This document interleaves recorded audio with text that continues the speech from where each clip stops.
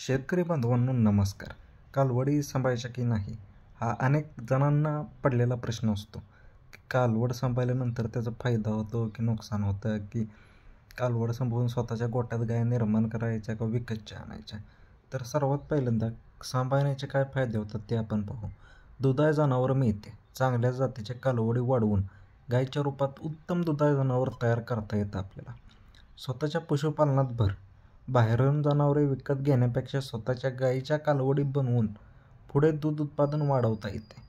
जनुकीय सुधारणा. स्वतःच्या गायीच्या पिलांवर चांगली निगा राखून उच्च उत्पन्न देणारी जनावरे तयार करता येतात.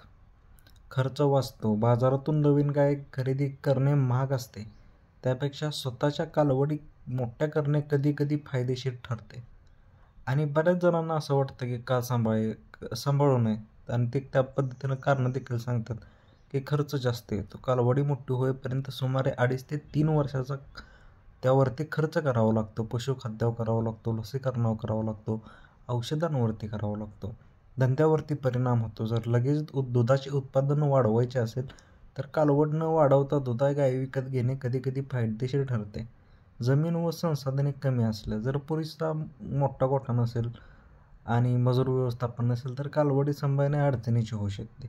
जोखीम. काही वेळा चुकीच्या व्यवस्थापनामुळे कालवडी चांगल्या दुधाळ गायी होत नाहीत, त्यामुळे नुकसानीचा धोका असतो.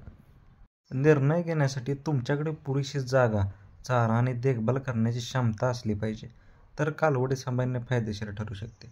तुमच्या व्यवसायात दुधाचे उत्पादन त्वरित वाढवायचे असेल तर दुधाळ गाय विकत घेणे अधिक फायदेशीर ठरते.